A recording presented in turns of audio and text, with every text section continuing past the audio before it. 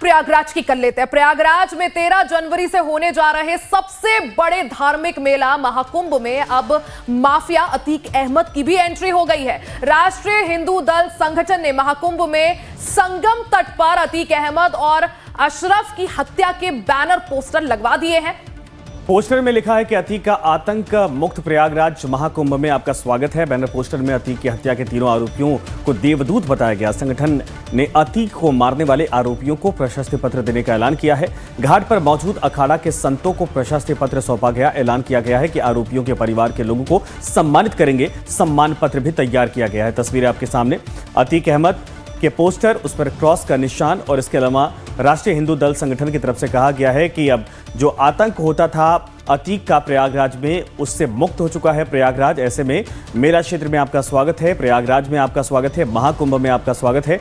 इसके अलावा इसमें जिक्र किया गया है कि जो तीनों आरोपी थे, अतीक अहमद और अतीक अहमद के भाई की अशरफ के मौत के जिम्मेदार थे, उन सभी को सम्मानित किया जाएगा, परिवार को सम्मानित किया जाएगा। और दो तस्वीरें इस वक्त आपको दिखा रहे हैं।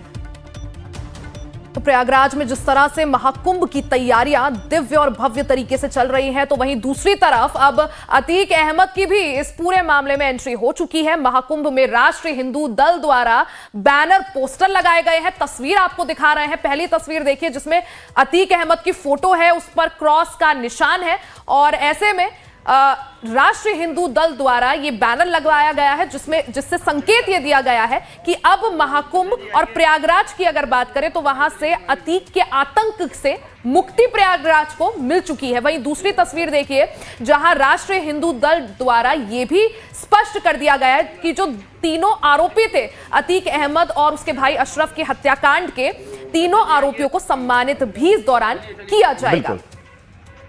दो तस्वीरें आपको दिखा रहे हैं और ऐसे में अब अतीक अहमद की एंट्री के बाद राजनीतिक तौर पर भी अब जाहिर सी बात है कि मामला गरमाने की पूरी संभावना है। लेकिन अतीक अहमद की एंट्री और इसमें यह कहा गया है, एंगल जोड़ा गया है कि जिन लोगों ने अतीक अहमद की हत्या की है वो दरअसल देवदूत हैं और उनको सम्मानित किया जाना चाहिए। इसके बाद मामला और ज्यादा गंभीर हो चला है, क्योंकि कई साधु संतों को इस दौरान प्रशस्ति पत्र भी दिया गया। उसमें कहा गया कि इनके परिवारों को सम्मानित किया जाए और इन तीनों को सम्मानित किया जाए। इन्होंने बहुत बड़ा काम किया है, इन्होंने आतंक से मुक्त किया है प्रयागराज को और ऐसे में ये सभी देवदूत के अवतार हैं। तस्वीरें आपके सामने हैं। आतंक यानी अतीक की हत्या के आरोपियों के भी पोस्टर उसमें छापे गए हैं, तीनों के। इसके अलावा महाकुंभ मेले में अतीक अहमद के पोस्टर से इस वक्त हलचल शुरू हो गई है। इसमें जो तीनों आरोपी हैं उनको देव स्वरूप बताया गया है, देवदूत बताया गया है और उनको सम्मानित करने की बात कही गई है। तीनों की तस्वीरें लगी हैं और साधु संतों को भी इस पूरे मामले पर अवगत करवाया गया है कि इनके परिवार को एक तरह से कुंभ की तरफ से, महाकुंभ की तरफ से जो संगठन है या फिर जो ग्रुप्स हैं उनकी तरफ से सम्मानित किया जाए, क्योंकि इन्होंने यहाँ पर अतीक का आतंक का अंत किया है और अब आतंक मुक्त हो चुका है प्रयागराज। ये दो तस्वीरें इस वक्त आपको दिखा रहे हैं। आपको बता दें कि महाकुंभ मेले में अतीक अहमद की एंट्री पोस्टर के जरिए हो चुकी है और जिसके बाद अब चर्चा का विषय बन चुका है ये पोस्टर की आखिर क्या मेला क्षेत्र में ये जो मैसेज देने की कोशिश की गई है ये कितना उचित है, कितना सही है।